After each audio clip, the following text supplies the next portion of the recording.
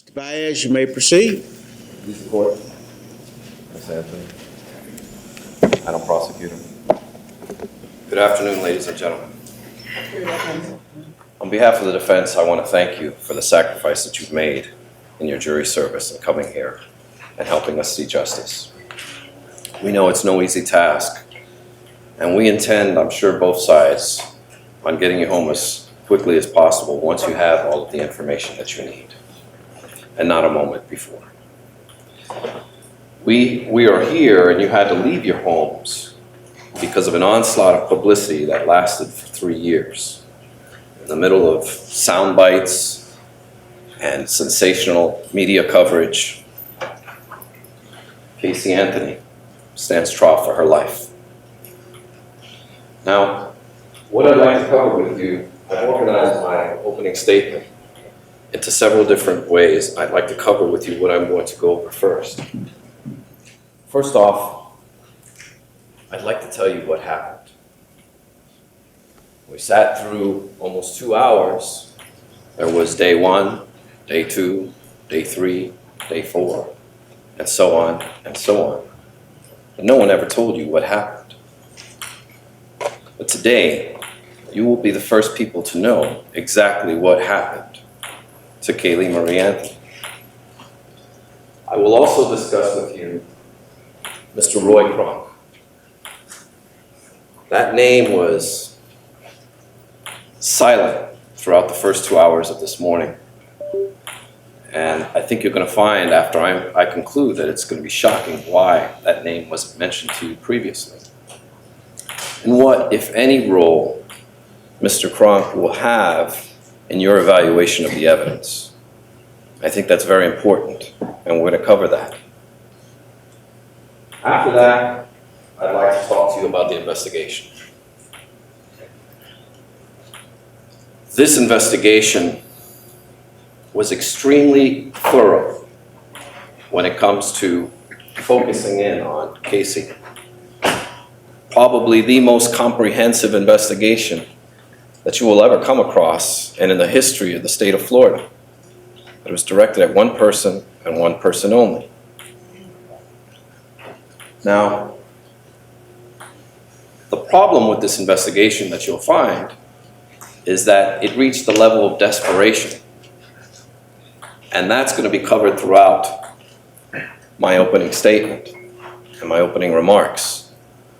At what point do we stop speculating? At what point do we stop guessing? At what point do we stop being so desperate? Now, after the investigation, I want to talk to you about Suburban Drive.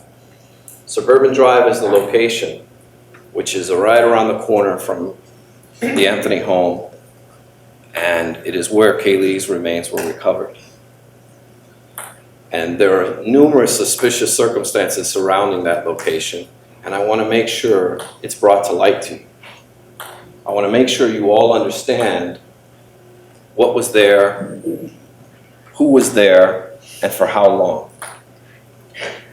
And then after that, I'd like to discuss Miss Anthony's car. Now, as you've noticed from this morning, there was a significant amount of time that had to deal with this car.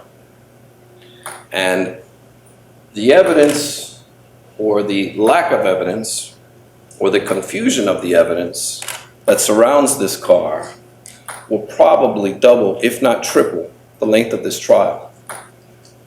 And at the end of it, you may find yourselves asking yourselves, after so much time, is that really relevant? Does it answer the question?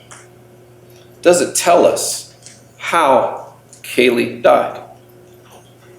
And that's why you're all here today. We're not here to talk about day 1, day 2, day 3, day 4. We're not here to talk about how inappropriate Casey acted, her foolish actions. We're here to talk about, and we're here to find out exactly how Kaylee died. And that's the key issue throughout this entire case. You may get distracted by emotion, and you may get distracted by what some might say reaches the level of bizarre. But you cannot lose focus, and you cannot forget that you're here on a first-degree murder case, a death penalty case, where they want to take someone's life.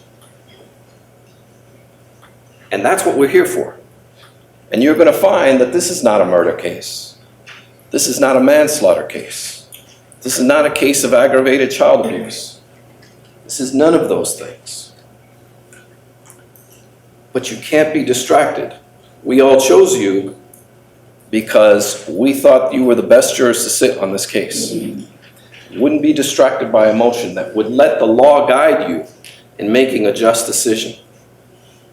The death of a child is a horrible, horrible tragedy. And no one here is going to ever say otherwise. But we have to remain focused. We're not the media. We don't have the opportunity to speculate and to draw in viewers and to sensationalize life. And that's what we're going to talk about throughout this trial, is life. Some of the happy things, but many of the ugly things that come along with life. And that's what this case is going to be about. Afterwards, I want to talk about the forensics. Exactly what reliable forensics you can rely on, and what isn't necessarily science, but more like science fiction. And you'll see that throughout the course of this trial as the state reaches that level of desperation. And then I want to conclude with my parting remarks and tell you where I think at the very end of this trial we will end up at. Now, everyone wants to know what happened. How in the world can a mother wait 30 days before ever reporting her child missing? It's insane. It's bizarre. Something's just not right about that. Well, the answer is actually relatively simple. She never was missing. Caylee Anthony died on June 16, 2008, when she drowned in her family's swimming pool. You're going to hear that Caylee loved to swim, and Caylee could get out of the house very easily, and did so on that day. We hear about it every day, or once a week, or once every other week. We hear of a story on the news, or we'll see a little blurb on the newspaper about some poor child who accidentally drowned in the family swimming pool. Well, the reason we're all here is because not of the commonality of this tragedy. No, unfortunately, it's far too common. In fact, in the state of Florida, it is the #1 way that children die, is drowning in swimming pools. But what makes this case different, what makes it unique, what makes the reason we're all standing here today, is because not of the commonality, but of the uniqueness of the family that it happened to. You will hear stories about a family that is incredibly dysfunctional. You will hear about ugly things, secret things, things that people don't speak about, things that Casey never spoke about.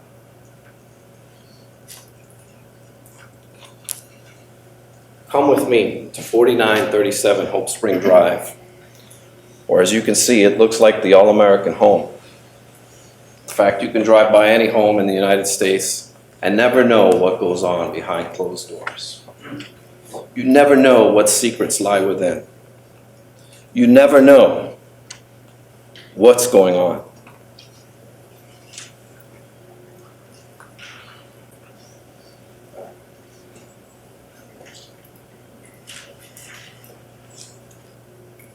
On June 16, 2008, after Caylee died, Casey did what she's been doing all her life, or for most of it, hiding her pain. going into that dark corner and pretending that she does not live in the situation that she's living in. She went back to that deep, dark, ugly place called denial to pretend as if nothing was wrong. And you'll see as the evidence comes in that that is the most likely conclusion of the evidence, that something's not right here. Something's not right with this girl. You've heard some of it today. Some of it may have been shocking already for you to listen to. But what you don't hear, what you didn't hear, is that Casey was an excellent mother. She took care of Kaylee. That child never went without food, without clothing, without shelter. You won't hear a single person come up here and testify how she was neglected or abused. There's no broken bones. There's no trips to the hospital. There's no moment that would help you determine that this child was abused or anything but loved by all members of the family, especially her mother. The photographs that Ms. Drain-Burdick talked about early on, they were all taken by Casey. Casey adored her child. And you'll see photographs of her room, of her life, and you'll know that this child was loved, but not for a horrible tragedy, a common tragedy. Are we all here today? You see, this family must keep its secrets quiet. And it all began when Casey was 8 years old and her father came into her room and began to touch her inappropriately. And it escalated, and it escalated. What does a sex abuse survivor look like? They wear a scarlet letter. They have a tattoo on their forehead. We could all be sitting next to a person who's a sex abuse survivor and never even know it. These things are kept quiet. And these ugly secrets slowly will come out through this trial. A little bit of a sign here, a sign there, a sign here. And you'll be able to know and see what makes Casey Anthony behave the way she does. Why did she act as if nothing was wrong? She didn't run. She didn't move to California, New York, and say to her parents, "Sorry, you're never going to see your granddaughter again." That's the easiest thing to do. Instead, she acted as if it never happened. It never even happened. You hear stories of this Zanny the nanny. It's true. For 2 years, she pretended she had a job and pretended she had a nanny. Is that normal? Is that what normal people do? They get dressed up. They pretend that they're going to work. They have fake emails from work. Well, there was a reason behind this. Something's not right here. And anything Casey could do to protect her child, she did, including living a lie, making up a nanny, making up a job. That's what Casey had to do to live. She wanted to live, she forced herself to live in a world that she wanted to, not the one she was thrust into. And you're going to see throughout this case how some of this evidence came to be. For example, when Casey came home and told her family that she was pregnant, it was to be kept quiet. No one was to know. Why? I hate to say, you'll have to speculate why. Unfortunately, because of the way this case was investigated, we'll never know all the answers. But it wasn't until she was 7.5 months pregnant did the outside world know that Casey was with child. When Casey was about 7 months pregnant, the family went to a wedding. Her mother's brother's wedding. This is her uncle. They're there. That's their wedding photo in June. Kaylee was born in August. This is Casey, 7 months pregnant. Everyone wanted to know who the pregnant girl was at the party. When Cindy Anthony, Casey's mother, and George Anthony were confronted with this, they both looked at Cindy's brother like he was crazy. They denied. Cindy, who is a registered nurse, said, "Oh no, she's just retaining water." You'll hear other stories, well, oh, she just had a tumor. She was pregnant. There's no denying this. This is a pregnant girl. But yet the entire family wanted to keep it quiet. Why? They hid this child, this beautiful child, in life. You can best believe that they would hide her death. Now, another thing you'll hear is when Casey didn't want to hide this anymore, she went to Cindy's job. And in the middle of the summertime in July, wearing an overcoat. Hot summer day, wearing a huge coat to hide her pregnancy. When co-workers saw her, they began to talk. Office gossip came around. And unfortunately, a week later, Cindy Anthony had to come in and announce that she was going to be a grandmother. Something's not right here. This is strange. This is bizarre. This is the life of Casey Anthony. Now,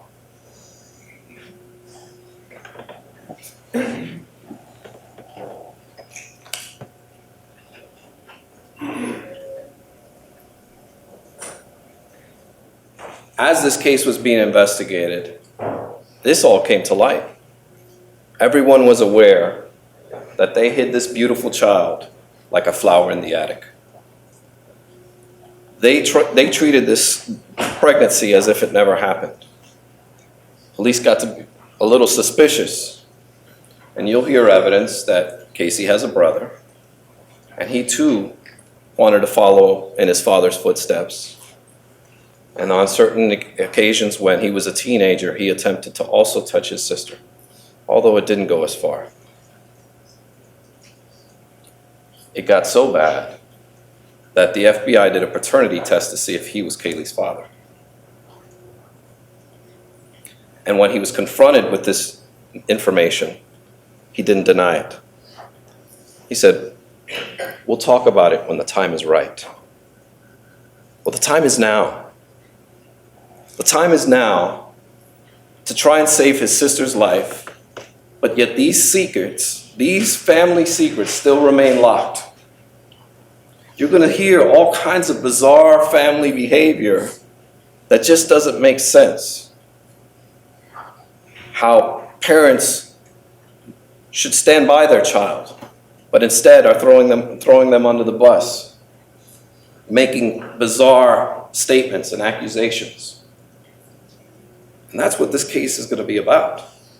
You're going to hear all kinds of interesting behavior from all parties, not just Casey.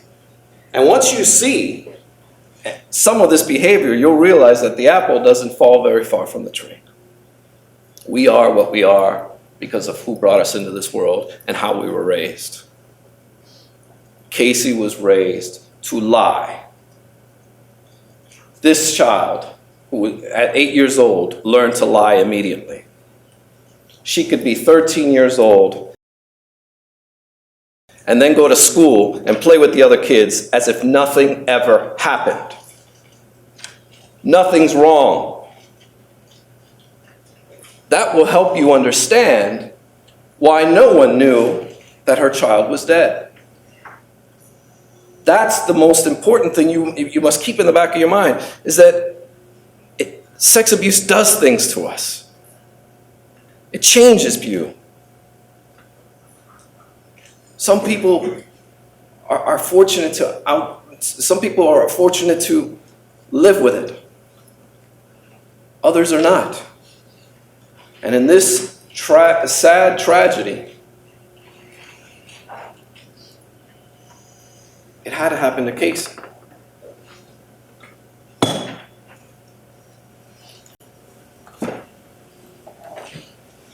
On June 16th, 2008, Casey was home with Kaylee, and so was her father.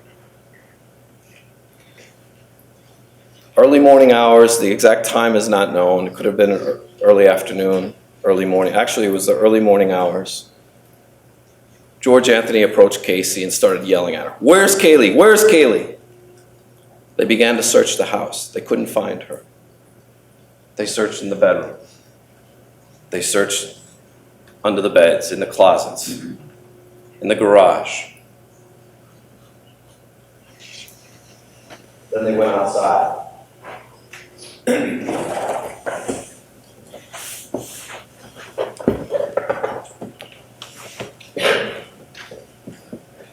This is a mock-up of the Anthony home, where you'll see they both came outside. Casey came around to the left of the house. George went that way towards the pool. They have an above-ground pool with a ladder. And we'll talk about the pool and the ladder in just a moment. But what happened next is, as soon as Casey came around this corner and went back, she saw George Anthony holding Kaylee in his arms. She immediately grabbed Kaylee and began to cry and cry and cry. And shortly thereafter, George began to yell at her. "Look what you've done! Your mother will never forgive you, and you will go to jail for child neglect for the rest of your frickin' life." She cried and asked for her father's help. And it was shortly thereafter that George did help. It's at this moment that Casey should have been stronger. Casey should have called 911. Casey should have done the right thing. And that's what she's guilty of. She's not guilty of murder. This is not a murder case. This is not a manslaughter case. This is a sad, tragic accident that snowballed out of control.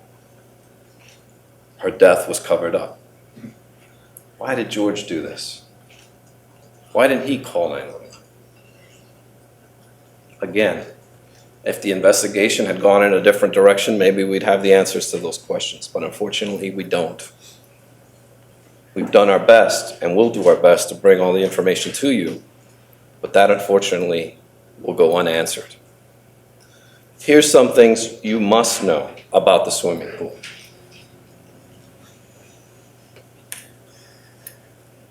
Cindy Anthony will testify that on June 15th, as Ms. Drain-Burdick mentioned, Cindy Anthony and Kaylee went swimming. That was Father's Day.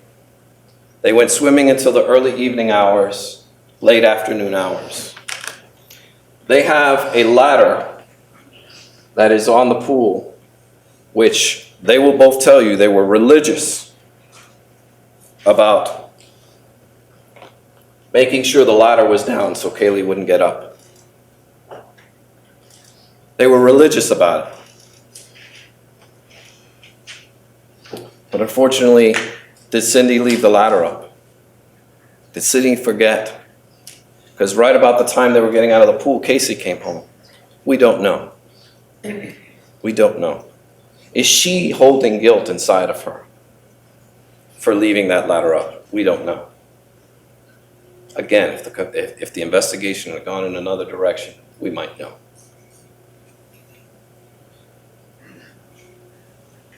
George Anthony will tell you that Kaylee used to wake him up all the time in the morning and say, "Jojo, swim, Jojo, swim," and that she can get out of the house in a hurry through the sliding glass doors and get out immediately, and that's why they were so religious about the pool. Now, something extremely odd happens the day after Kaylee drowned in the pool. And that is on the 17th, the day after, Cindy Anthony goes to work and tells two coworkers that someone is swimming in her pool. And they're like, of course someone's swimming in your pool. That's what pools are for.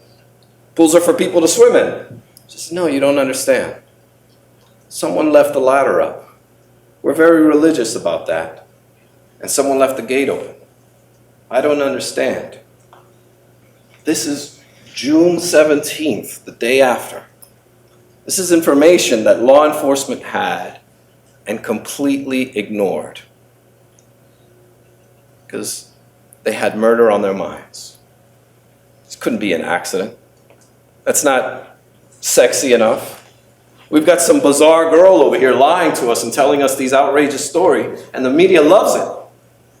They're eating it up. You'll find that professional police work took a back seat in this case. And they were more concerned about the public than they were in doing their jobs.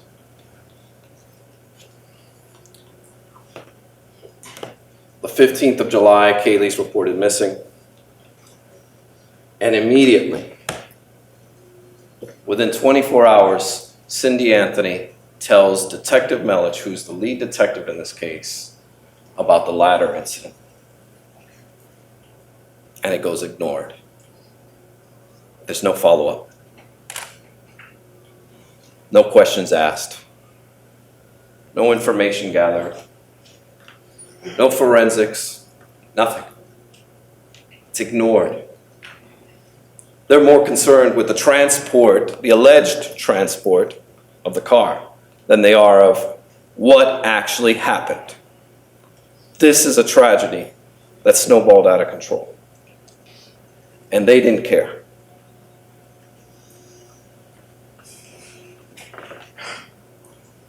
Now, what we do know is that George Anthony took certain steps to actually make sure he was as far away from this situation and that Casey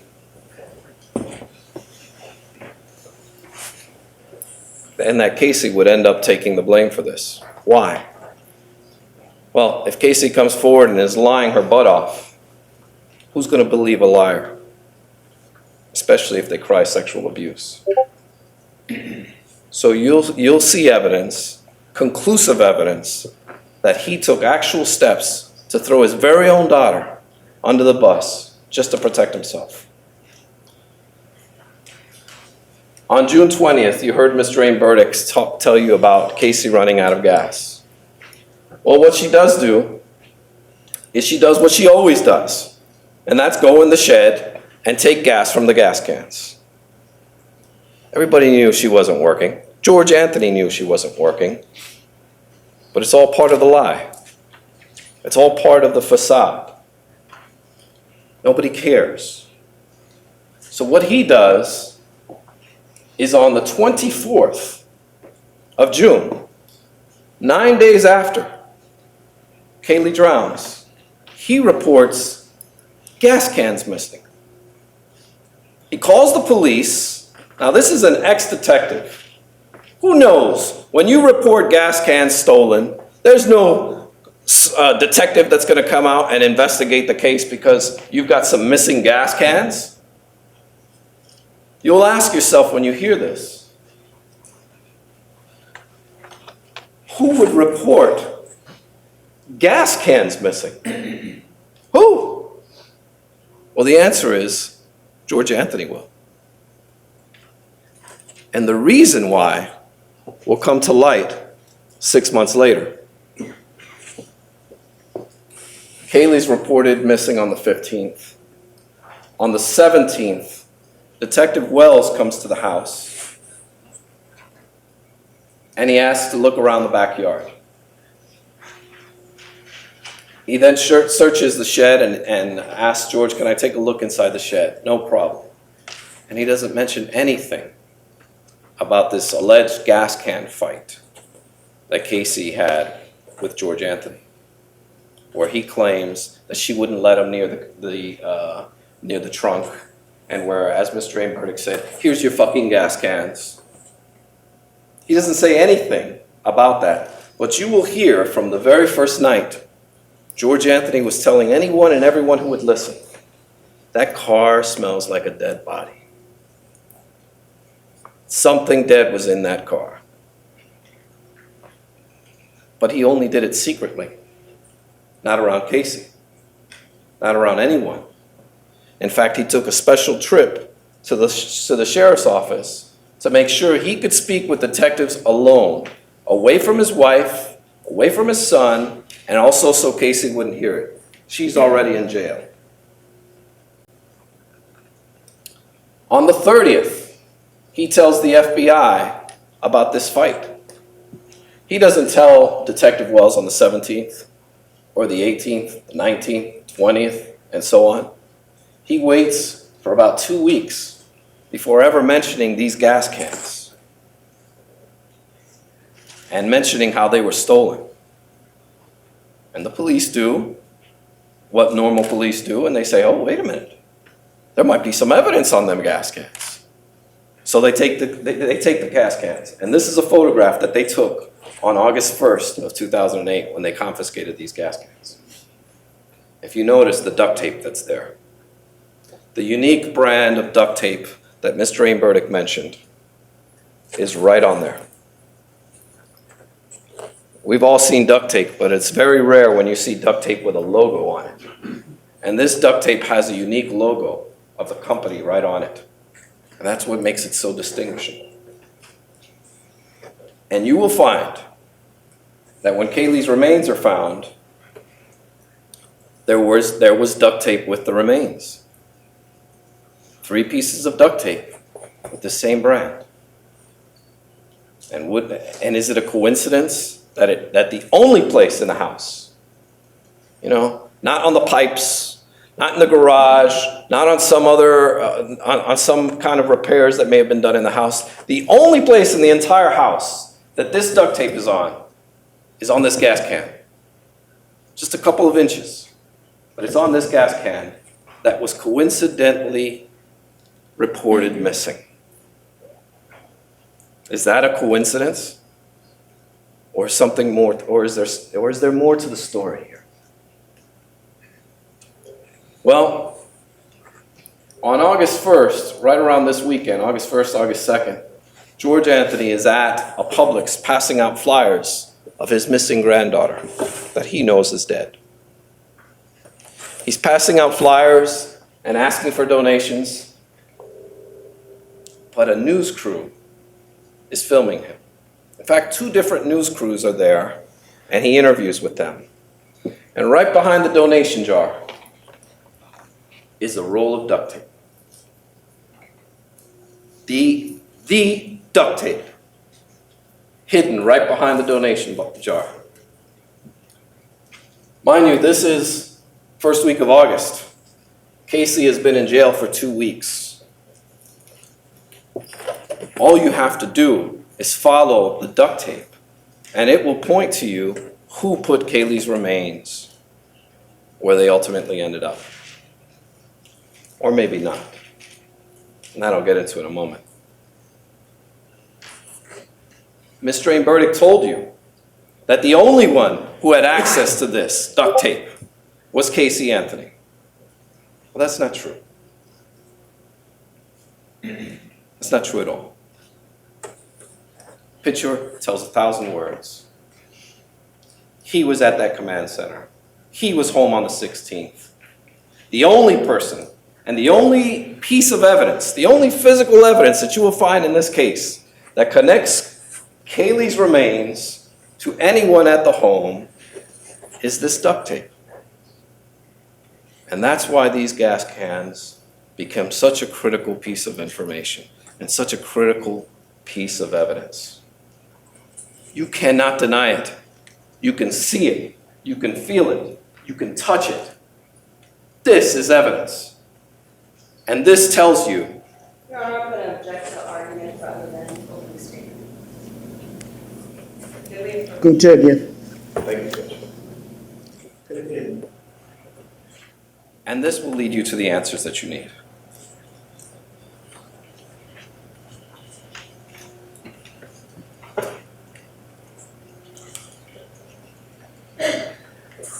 Now, most importantly, you're going to hear evidence that while at this public supermarket passing out flyers of his missing granddaughter, George Anthony met a younger woman by the name of Crystal Holloway. They became close. They started dating, or they had an affair, whatever you want to call it. He then began going to her house and visiting her. And on one day, before Kaylee's remains were found, her name is Crystal Holloway. Here's a photo of her.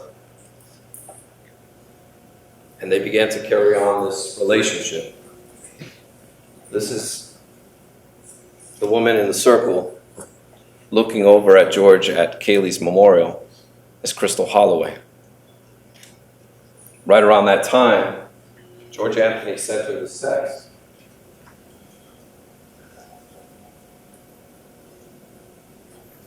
Well, he has denied and will deny on this stand that he ever had a relationship with her. But he couldn't get around the guard at the gate where she lives in, because that woman saw him coming and going many times at her home. And Crystal Holloway will tell you that one day they had a conversation, her and George Anthony. And George began to break down and cry. And she asked him, "What happened to Kaylee?" And he said, "It was an accident that snowballed out of control."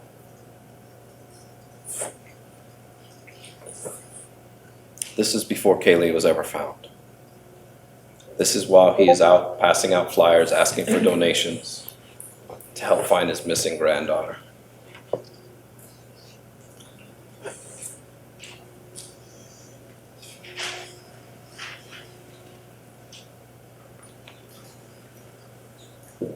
George Anthony carried around this guilt for many, many months. It got to its breaking point on January 22nd of 2009 when he decided to try and take his own life. Fortunately, he was unsuccessful and the police found him. And we never got the answer in his suicide note. Again, a lot of insinuations, a lot of roundabout talk, but no direct answers. No concrete answers as to why he has all of this evidence, all of this information, and isn't telling anyone.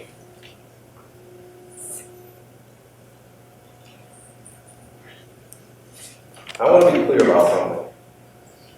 Absolutely 100% crystal clear about something. We are not, nor will we ever, say that George Anthony killed Kaylee, or that he had something to do with her death. And the reason's simple. It's not true. It was an accident. And despite how easy it is to point the finger and say there's something sinister here, and maybe play on your emotions, the fact of the matter is, this is an accident that snowballed out of control. This is not a murder case. This is not a manslaughter case. This is a tragic accident that happened to some very disturbed people. People with significant issues, unresolved issues, unresolved trauma. And while it's been fodder for the media, and these bizarre stories just go on and on and on, the fact of the matter is, it's an all too common tragedy, an unfortunate one. Now, I'd like to talk to you briefly about Mr. Roy Crump, the name that you did here. during the spring verdict's opening statement.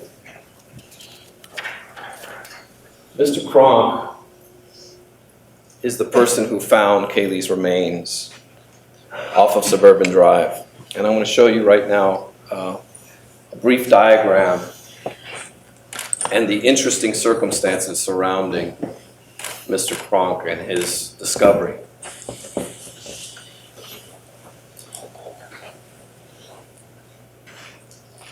Now, before I start, I want to tell you that Mr. Kronk, and again, we are not saying Mr. Kronk had anything to do with Kaylee's death, but Mr. Kronk is a morally bankrupt individual who actually took Kaylee's body and hid her. And anything that you derive from the scene off of Suburban Drive is completely unreliable because of the actions of Mr. Kronk. There was a $225,000 reward in this case, but it was for a live Kaylee. Mr. Kronk didn't read the fine print, and he thought he had himself a lottery ticket. Let me tell you and show you how Kaylee was recovered. First of all, the Anthonys live on 4937 Hope Spring Drive. Right down the block, around the corner, there's a wooded area. What's unique about this is it's the closest wooded area to the home. And it is the absolute first place anyone would look for a missing child. The first search party should have been and was probably there. Kaylee Anthony was found within 20 feet off the side of the road. She wasn't found in the woods. She was found off the side of the road and was missing for 6 months.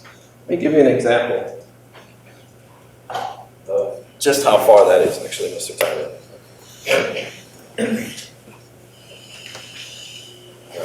Actually, this way. Now you're 4 feet away from the actual wall.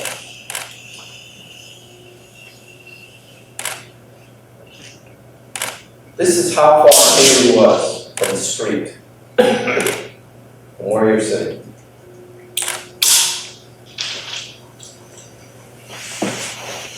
And if you take into consideration that there's grass that's about 5 feet, this is how far, if you were mowing the lawn, walking by on your way to school, or walking your child to school, walking your dog, this is how far away you would be. And for 6 months, with thousands of searchers looking for Kaylee, hundreds of people off Suburban Drive, every character with an agenda was down here looking.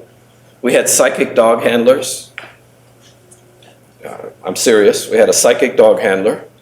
We had psychics, private detectives, bounty hunters, search volunteers, police officers. In fact, in October, there was 2 people called 911 because they heard of a screaming child in the woods. So police were dispatched, helicopters were deployed, and they searched this entire perimeter area and didn't find anything.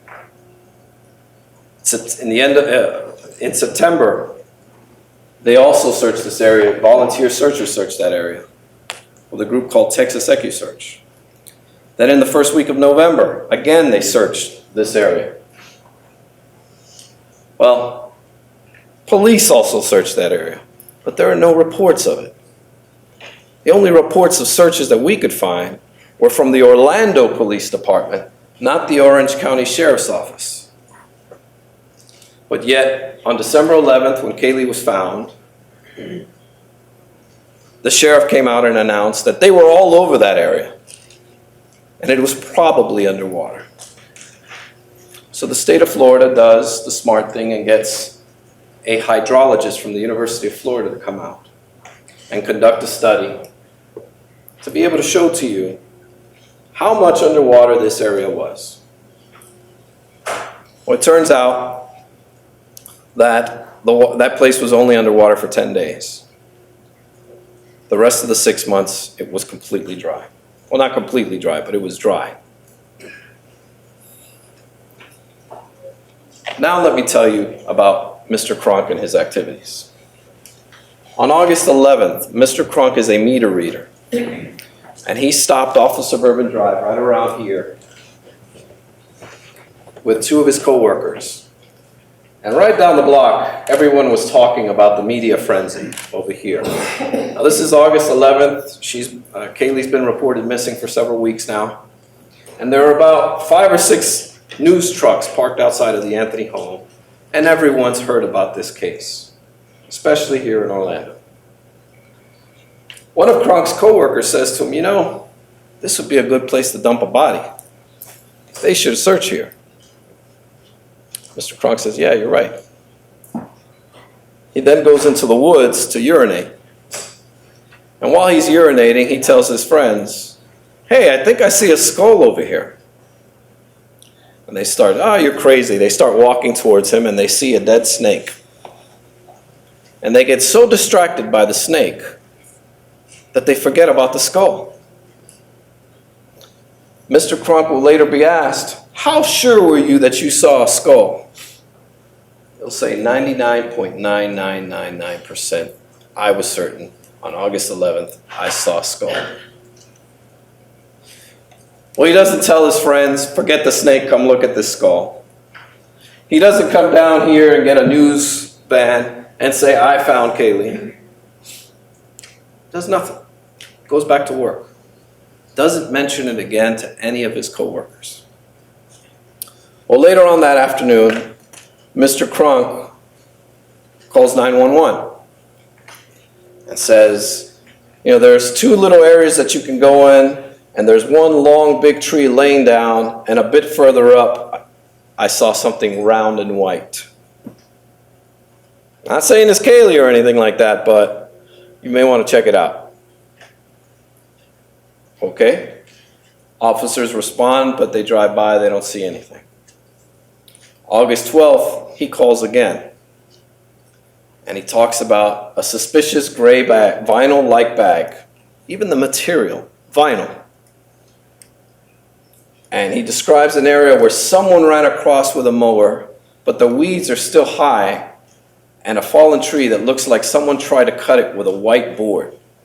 Someone tried to cut it, and there was a white board hanging across. A lot of details he's giving. Well, the police come out again, they drive by, they don't see anything. The next day, they tell him, why don't you come out tomorrow after work and you show us where exactly this happened. Well, he comes out and he meets a deputy. And the deputy's there to investigate a suspicious bag of bones. For some reason, it's not a skull anymore. It's a bag. The skull found its way into the bag. Deputy Kane arrives, and I'm going to go into a little bit more detail about what Deputy Kane said, but he doesn't find anything. Doesn't find the bag of bones. Doesn't find anything. September goes by. October goes by. November goes by. Mr. Cronk has the route of the Anthony home again. About a week later, he calls his son up. He has an estranged son that's in the Coast Guard. And his son will come here and testify and tell you, my dad called me and told me I found Kaylee's remains. Watch for me on TV because I want to be rich and famous. This is almost a month before he finds Kaylee's remains. December 10th, Mr. Cronk, his car breaks down and he has a bill of $1,084. This is significant because he's broke. It's time to cash in his lottery ticket. December 11th, the very next day, he has the route again. as luck would have it, he has to urinate and goes into the same wooded area and finds Kaylee's remains.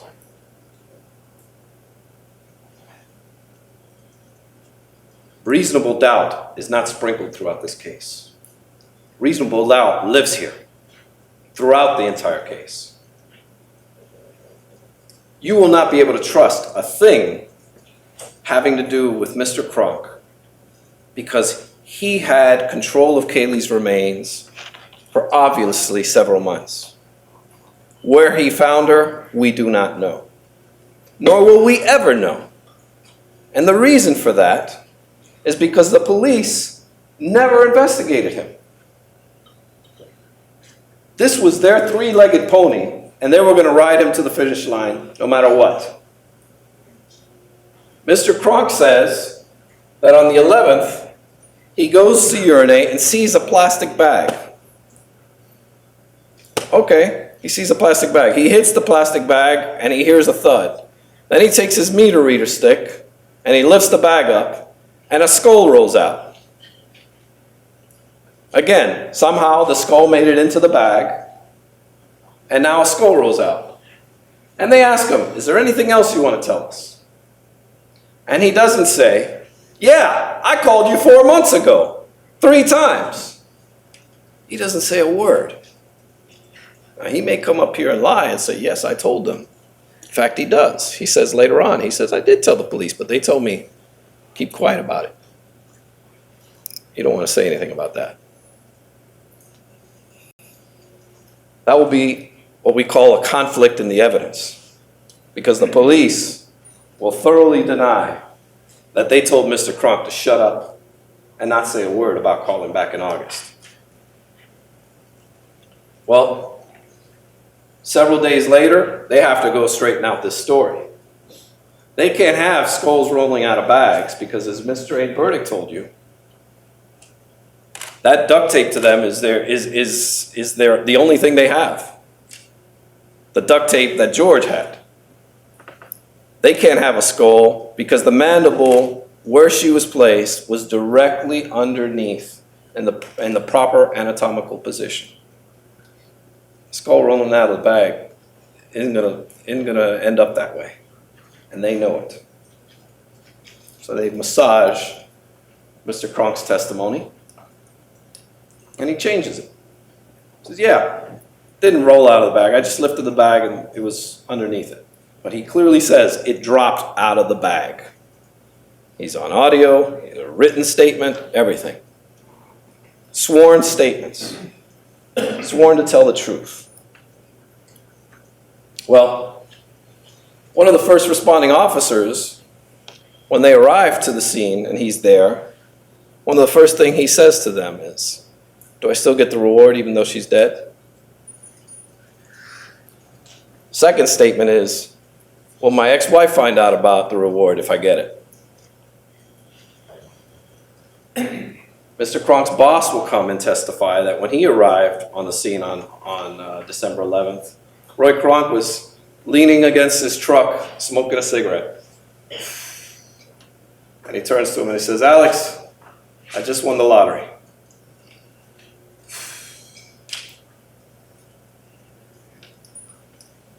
The police want Mr. Kronk to stay quiet. They don't want these people getting at him. They don't want the media getting to him. So they ask him, please stay quiet. And his response is, Roy's got to eat too. Sorry, fellas. So what does Orange County do? What does the great Orange County do? They hire him a lawyer. And they pay for it. Orange County pays for a lawyer for this man to represent him.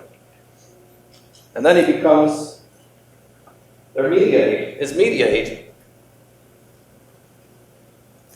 And the very first interview that Mr. Kronk gives is to Good Morning America, where he licenses them a photograph of a snake. Can I have that slide, please? In exchange for this snake photograph, $15,000 and an exclusive interview with Mr. Roy Kronk, the man who found Kaylee's remains. Well, he gets his reward. He gets his interview. He becomes famous. But there's one thing's for certain. You can't ignore any of this. At all. In fact, one of the call from August 12th ended up landing on a detective's desk sometime around late August. And it ended up in front of a detective named Gerald White. And Gerald White will come in and tell you that once he got the tip, he went to the lead detective, Yuri Melich, and he asked him about this tip. Detective Melich looked at it and said, that area's been searched already. But yet we don't have any records of any police searches. But you're going to hear numerous people saying the police searched there. You're going to hear witnesses come and testify that they were trespassed, told to get out of that area because that area had been searched many times. Where was she? What did Kronk do with her? Why did he place her there that way? And can you trust anything this man has to say? And I would tell you, you can't. You will clearly see that you can't. The bright lights and the spotlight and the promise of fame and fortune took this man to take away all of the answers that you seek throughout this case. We would love to have more than just a photograph of the duct tape with George at Publix. We'd love to be able to tell you more and show you more, but we can't. And one thing you will know is that despite all of the ridiculous, stupid things that Casey did, that Mr. Aim Burdick told you about, there's not one piece of evidence, one single thread of evidence that links Casey to Kaylee's body. She's dumb enough to leave her on the corner, but smart enough to outwit the FBI, Florida Department of Law Enforcement, Orange County Sheriff's Office, OPD, every law enforcement agency that the prosecution could muster up, every alphabet, the Secret Service. They even autopsied the snake. That's how desperate they were. Yes, there was a snake autopsy in this case. They searched for every single thing they could just to try and, well, it's quite obvious. A high-profile case. They had already made an arrest. Casey was arrested within 24 hours of being questioned, when there were clearly signs that something was not right with this girl. Something was just not right. They jumped the gun. They immediately made an arrest. We'll worry about the evidence later. And this is their evidence. This is how they get to where we are today. And this is how they ask you to take someone's life.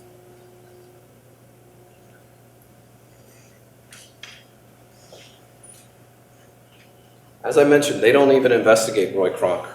They took everyone's phone records in this case, and they never asked for Mr. Kronk's phone records. We filed a motion to try and get him, and he objected.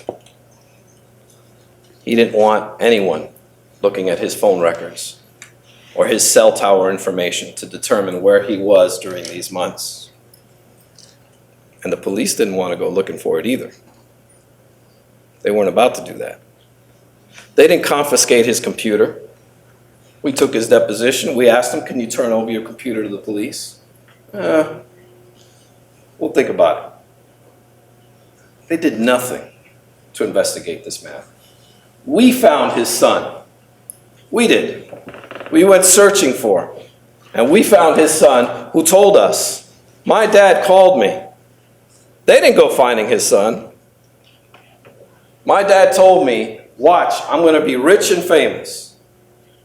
They didn't want looking, and you're going to notice that throughout this case. There's certain questions they don't want answered. And they're not going to go looking for them. But they'll line up to sit here and tell you about Casey Anthony and her bad behavior, her inappropriateness. She's not acting right. And that's what this case is about. She didn't act right. They don't ask why she didn't act right. Only that day 1, you heard it, day 2, day 3, day 4. It takes an elegant prosecutor to come up and do these things and get you emotionally riled up. But there's still no answers. The swimming pool incidents, the witnesses, the independent witnesses that will come and tell you about this. There's no getting around them.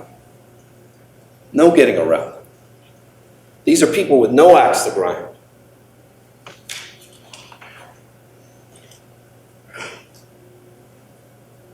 Now, I want to talk briefly about the investigation. I know I've touched on it, but you heard Ms. Jane Burdick tell you that on this day, on day 7, Casey Anthony was spotted on video at IKEA, or day 12, she was spotted at the Blockbuster, or another place.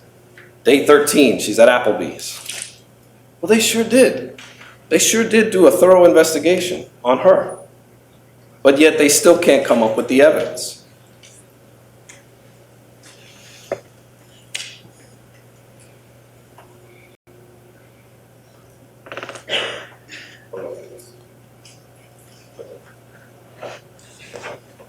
This is Sergeant John Allen. He's one of the lead investigators in this case. He's about 5 feet from the road, and he's pointing at Kaylee's remains. But yet for 6 months, and all of that investigation, no one could find her. Look how close he is. She was placed there to be found, not to be hidden. But unfortunately, she was placed there by Mr. Kronk, and we will never know the answers.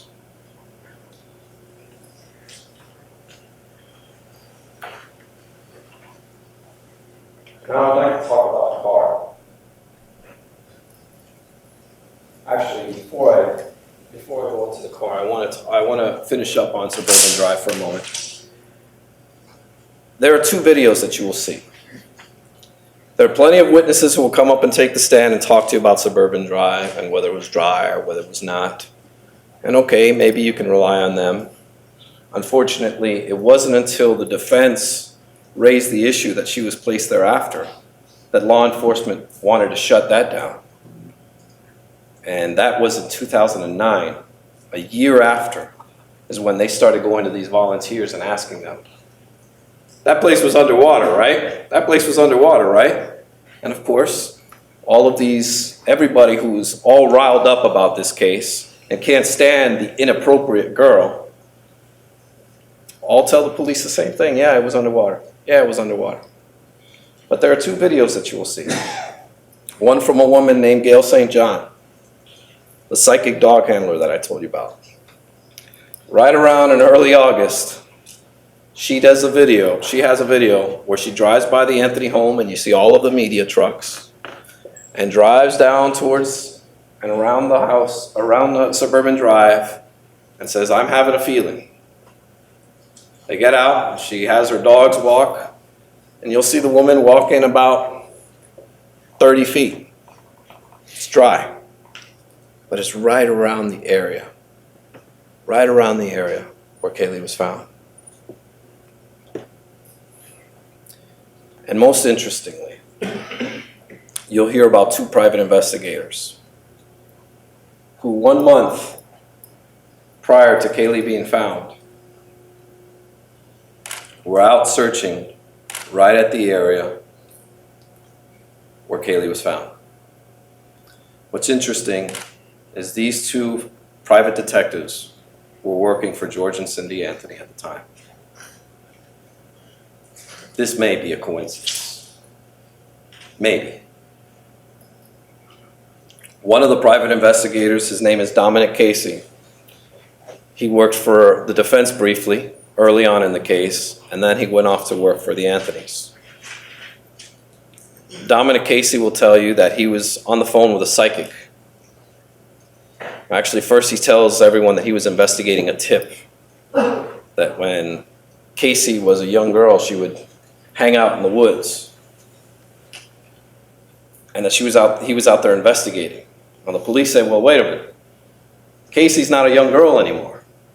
She's 22 years old.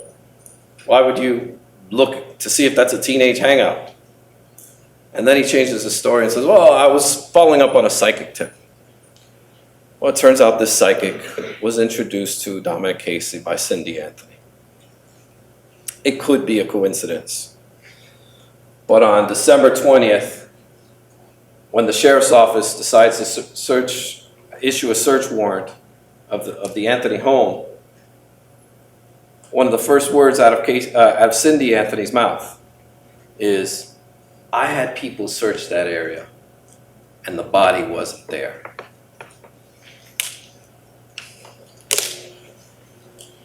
That video, you will clearly see the water, the area is dry.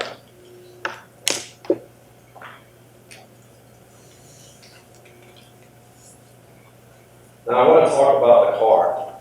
As I mentioned to you, actually, if you need a break, we can take a break.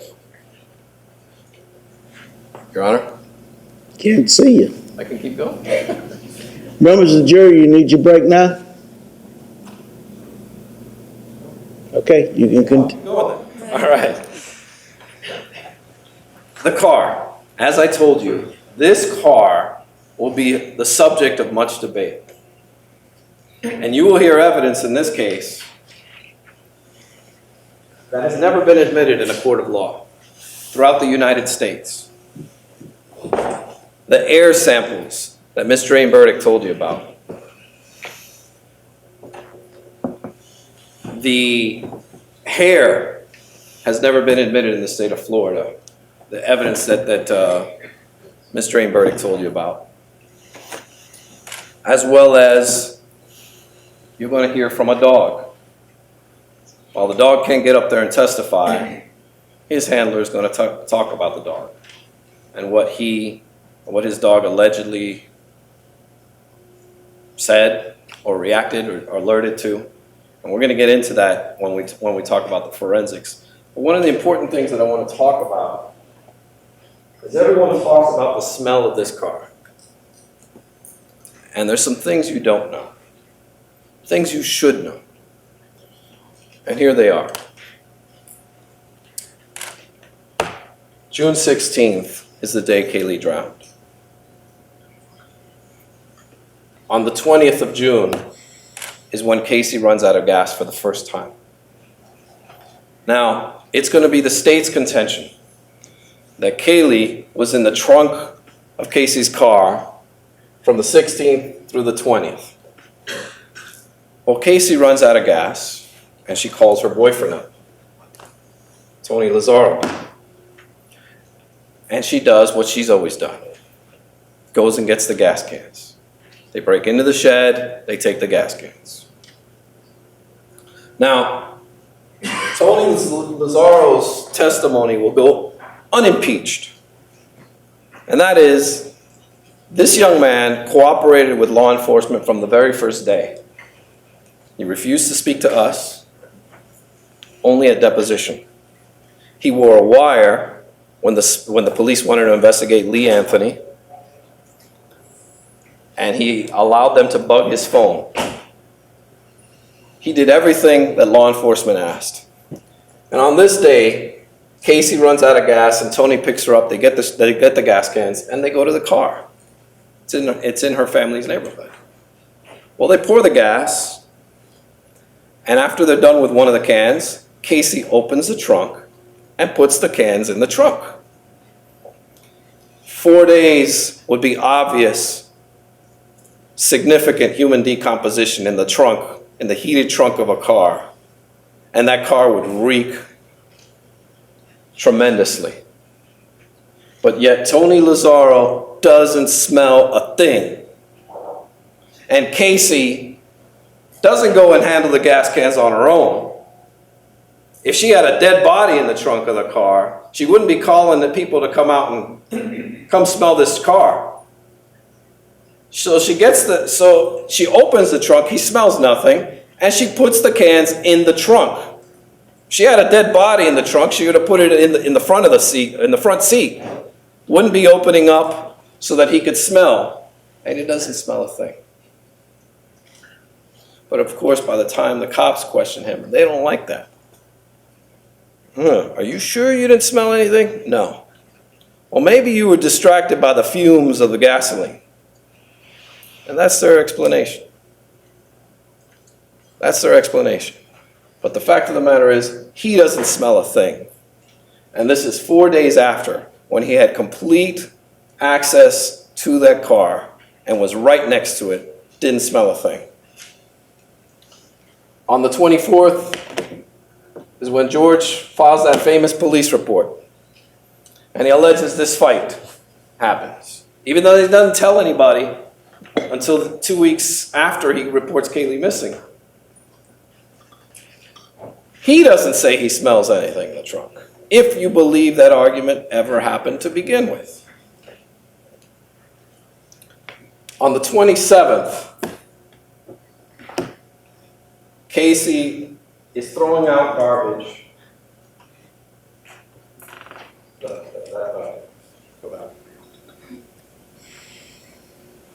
This is a picture of Tony Lazzaro's apartment complex. If you can see in the very front of it, there's a dumpster. People who live at this apartment complex must carry their trash to the front of the complex. Casey was staying there, she threw out the garbage. She threw the garbage in the trunk of her car. And like many of us forget sandwiches and leftovers and doggy bags, she forgot to throw out the trash. This is the same day she actually runs out of gas.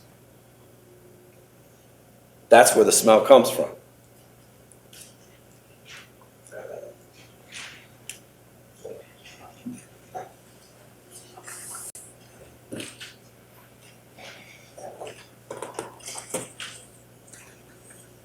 This is the garbage from the trunk of the car.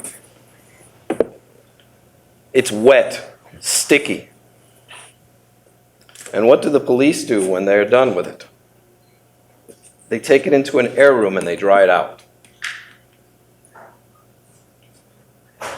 So it can't, and you will see, once it dries out, the smell goes away.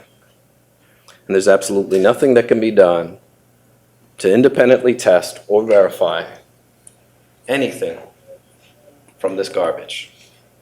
It's destroyed evidence. It's intentionally aired out. But this was in the trunk of the car for close to almost 3 weeks. The car is towed on the 30th. The tow truck driver doesn't smell anything. The tow yard company has to wait 4 days before they send out a notice. Your car is here. We have your car. Come get it if you want it. That would have been the 4th or the 5th of July. The Anthony family should have gotten that notice around the 7th or the 8th. Well, they don't go pick up the car until the 15th. George doesn't pick up the car until the 15th. Why? Why wait a week? They will tell you they didn't see the notice. But yet that car sat there for almost a week after they had notice. Again, questions we will never be able to answer for you. So Mr. Anthony goes and picks up the car. And one of the very first things he does is he starts telling anyone that will listen, my granddaughter's missing. She's been missing. I haven't seen her for 30 days. I found my daughter, but I haven't found my granddaughter. And then he walks up to this car and asks for a witness to open the trunk. And as Ms. Stream Burdick said, he'll come up here and say, oh, please don't let this be my Kaylee. And he will say, like he told detectives on numerous occasions, that he smelled a dead body in the trunk of that car. That it's a smell you never forget. Once you smell it, you never forget it. Of course, he's never, nor has anyone else in this case, had trash in the trunk of a car for 3 weeks in the Florida hot sun, so we don't know how to compare it to. But he is certain that what he smelled was a dead body. And what does he do? He doesn't pick up the phone and call Casey. Are you okay? Honey, are you okay? Where's Kaylee? Is she okay? He's a detective, an ex-police detective. He knows he's smelling a dead body, and this is a possible crime scene. And what does he do? He gets in the car and wants to drive it home. And then he goes to work, making 0 attempts after not seeing his granddaughter for 30 days, and all of these, day 1, day 2, day 3, day 4, suspicious activities that Mr. Stream Burdick told you about, doesn't do a thing. He wants to distance himself. Stay away. Have nothing to do with this. What's interesting to you, that you should also note, ladies and gentlemen, is he also had access to this car. He shows up to pick up the car with none other than the gas cans. How'd he know that car was out of gas? He's going to tell you he hadn't spoken to Casey in over 2 or 3 weeks, and that they found out through the notice that the car was there. How'd he know to show up with gas cans? Well, he's going to tell you it was a lucky guess. Why doesn't he call the police? Why doesn't he call Casey to find out if she's all right? Or Kaylee to find out if Kaylee's all right? He doesn't do any of that because he knows. He knows exactly what happened and how it happened and when it happened. Questions that nothing the state will present to you will be able to answer. But he knows all the answers and doesn't say a word.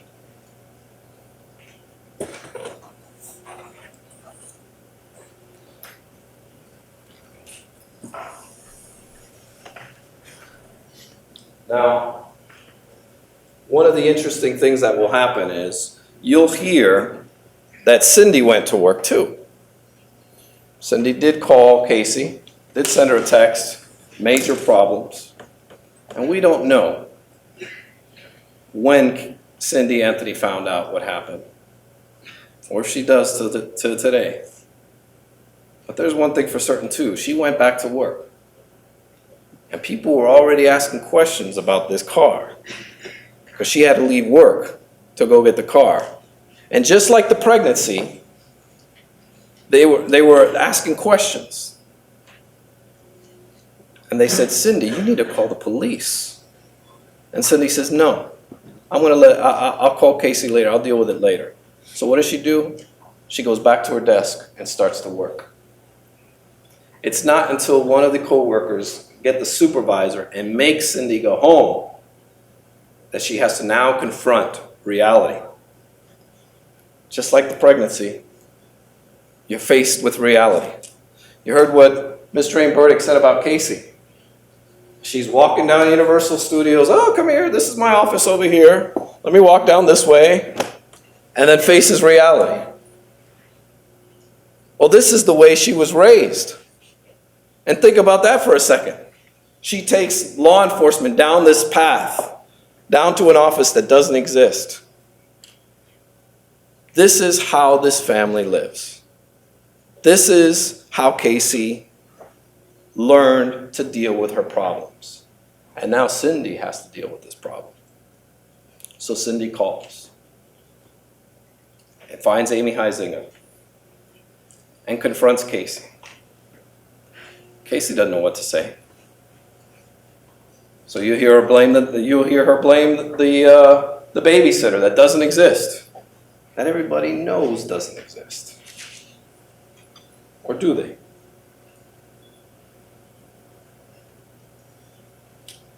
And one of the most important and telling things that you're going to hear when you hear these 911 tapes is not what you hear, it's what you don't hear. There's going to be a time where Cindy, who is hysterical on that 911 tape, she will turn and say, "George, Casey says Zanny took the baby a month ago." And you hear dead silence. I want you to listen for that. When you hear that 911 tape and you hear Cindy Anthony hysterical, and when she turns to George and says,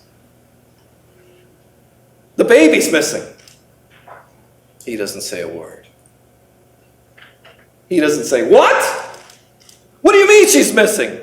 Who has her? Let's go get her." Nothing. Doesn't say a word. And that's because he knows where she's at. He knows what happened. This is no surprise, but he will distance himself from it. And in fact, in one sworn statement, he says he wasn't even there when Cindy called 911. He keeps wanting to say, "I was at work. I was at work. I don't have any part of this. I'm just George. Just your average grandfather." Casey's the wild one. Casey's the one with all the stories. He's saying this while he's with his mistress who's paying him money, and he's pretending he's working. And that you're going to hear. Crystal Holloway gave him money so he could pretend he was working. Cindy thought he was working.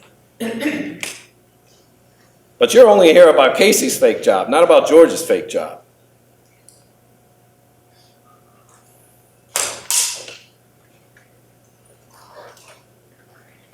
If we could get the dry erase. I want to touch briefly, and I'm just about to wrap it up,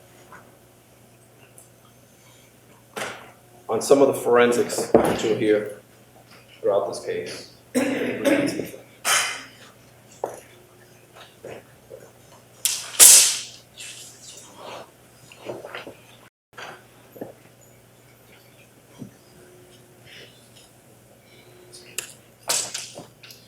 You're going to hear about the car evidence and a possible hair. One hair. But what Ms. Drain-Burdick didn't tell you is the FBI lab analyst was telling everyone, and she'll probably come and tell you too, that she can't say for certain that that hair came from a dead body. In fact, she sent out a request asking to find more hairs, and they did. We hired Dr. Henry Lee, one of the world's greatest forensic scientists, to go in and search that car. And he found 17 different hairs, 17 more hairs. And before you start wondering, what is Kaylee's hair doing in there, in the trunk of the car? Well, Casey's hair, other people's hair was in the trunk of the car. We often shed hairs very easily.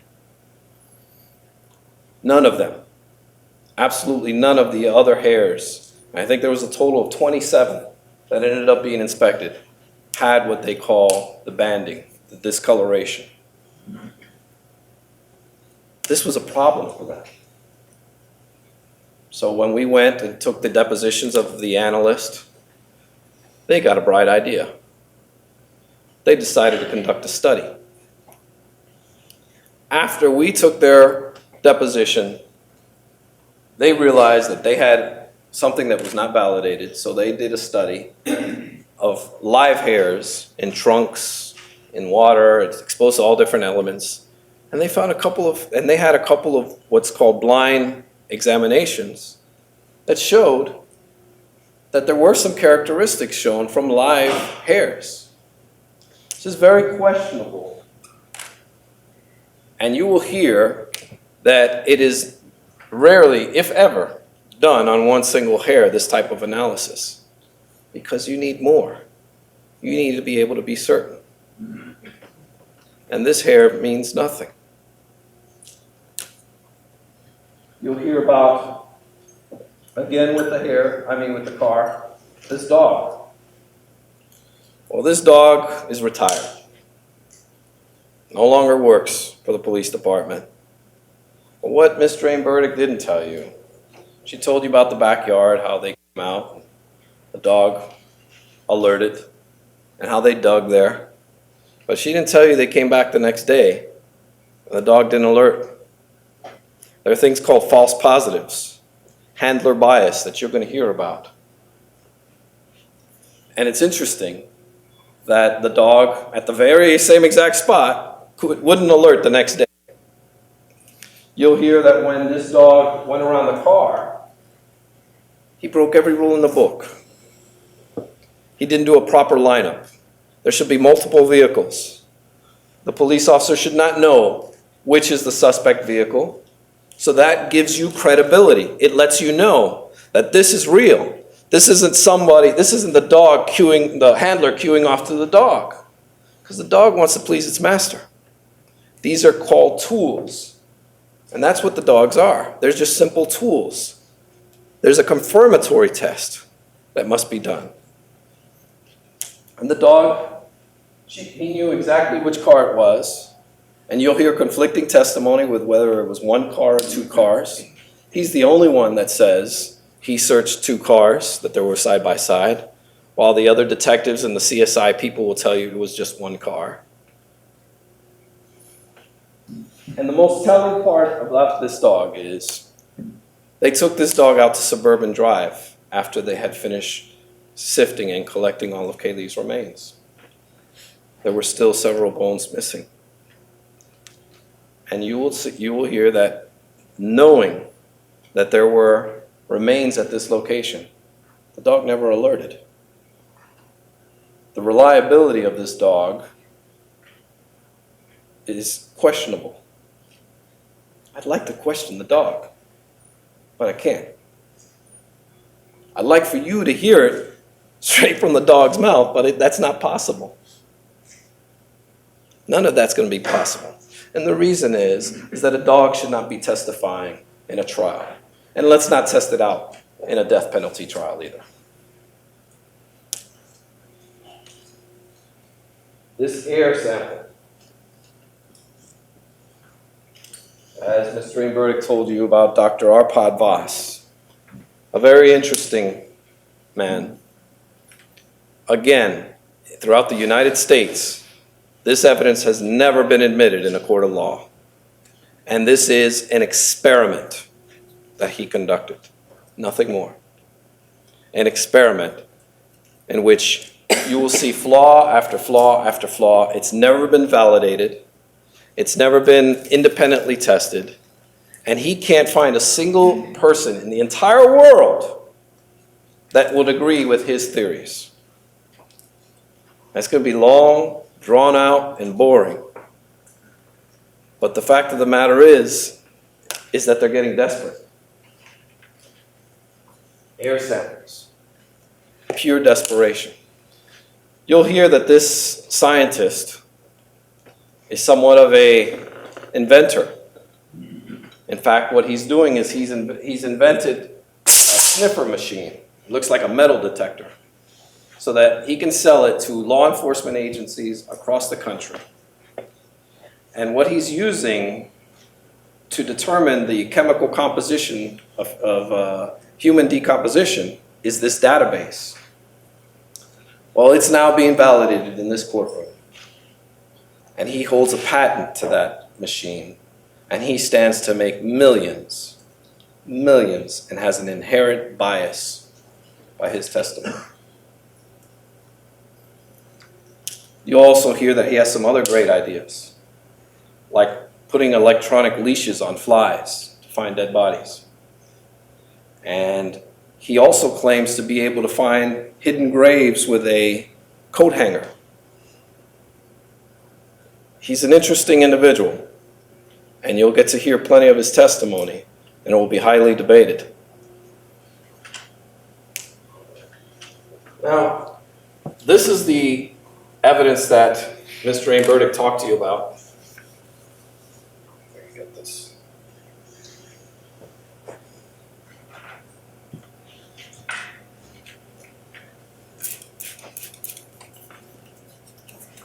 But I'm going to tell you some of the things she forgot to tell you about. Remember when I told you, they spared no expense on trying to investigate Casey. Well, Ms. Drain Burdick didn't tell you that they searched all of her clothing. They did a search warrant on the home. And they took every piece of clothing that Casey had in her closet, and they searched and they did the blue light to see if there was any blood or any suspicious stains. All came back negative. They took all her shoes, every pair of shoes that she owned, and they tested them for soil samples to see if they matched Suburban Drive. Negative. They took textile fibers.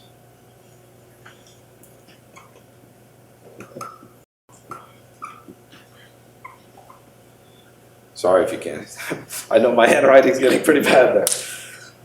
They took textile fibers that they found off Suburban Drive. They compared it to her car and to their home. No match. They checked the duct tape.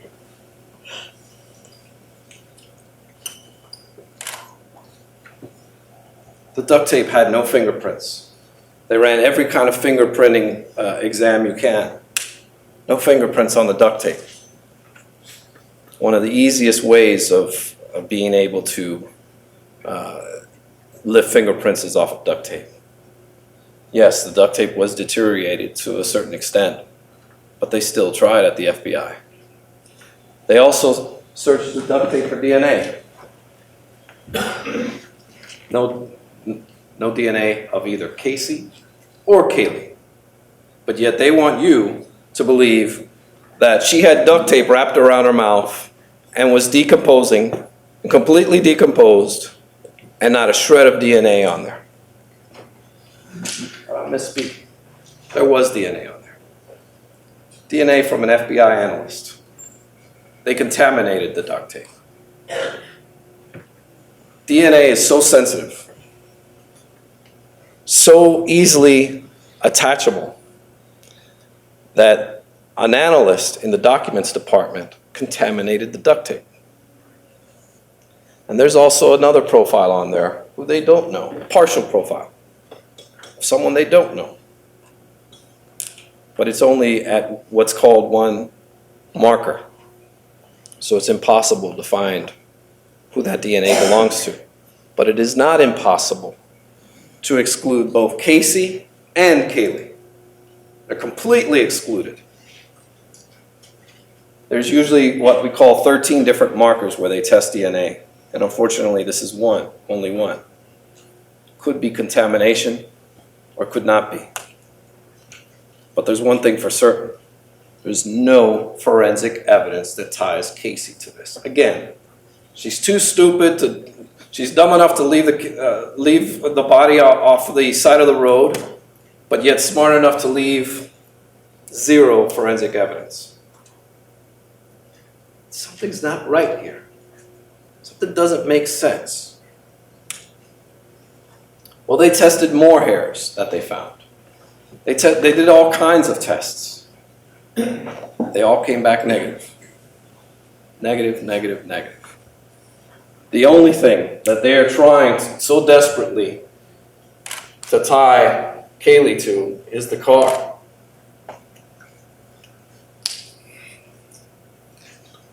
But one, if we get back to its basics, if we get back to the very basics here, and that is, how did Kaylee die? How did Kaylee die? The car doesn't shed any light on that. At best, it tells you she was transported. But you'll hear some testimony about a lie that George Anthony told, that Casey was driving her mother's car on one occasion, and that George chased her down the 408, which is a highway here. And they asked him for the toll records. They said, you should have the receipts. He said, oh yeah, I'll get them for you. We didn't get them. The investigators had to go get them. And they found out he lied. He didn't get arrested for lying to law enforcement.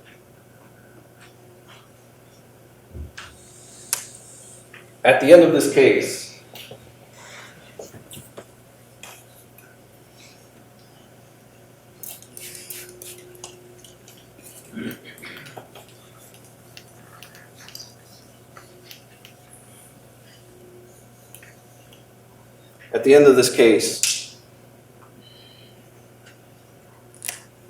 when you go back home and you're back in Clearwater and you're sitting around the dinner table and someone says to you, why did you find Casey Anthony not guilty?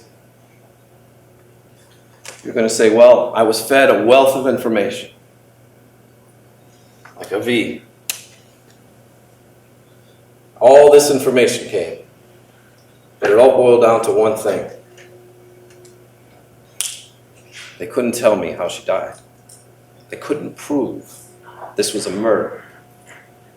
They couldn't prove this was a manslaughter case. There was no evidence of any child abuse. And that's why we voted not guilty.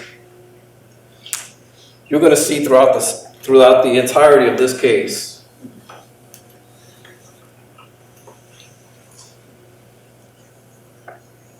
I'm getting desperate here with this marker. Let me use a color.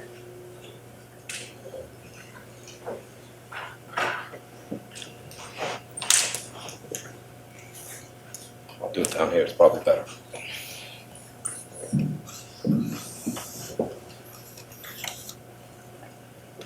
The prosecution, can we lift this up?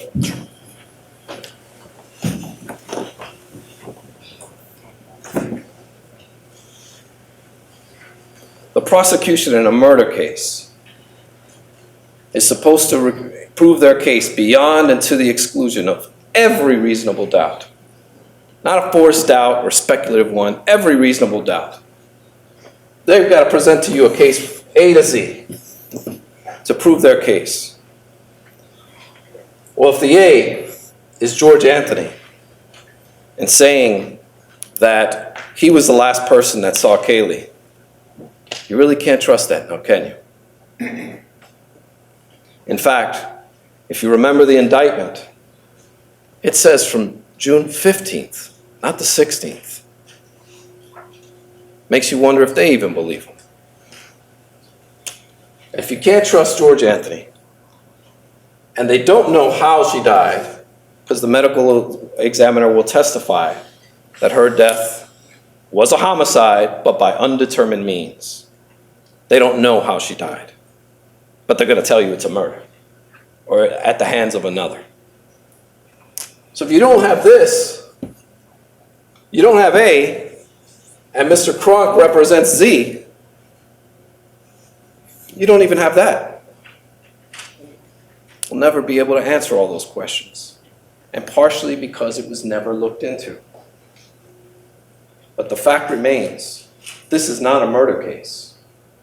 And this is certainly not a manslaughter case. And there's definitely no evidence of any child abuse. When you've heard all the evidence, we're going to ask you to render a verdict of not guilty. All this aside, as important as some people think this case is, it's not nowhere near as important as it is to Casey. They didn't know her. They didn't love her the way Casey did. They didn't breastfeed Kaylee every 2 hours when she was born. They didn't wake up every 3 hours to feed her. They weren't there when she first walked. They weren't there to take care of her. Casey was. And you can never bring Kaylee back for Casey. But you can help end this nightmare by sending her home. I'll ask you all individually and collectively, to render a verdict of not guilty. Thank you.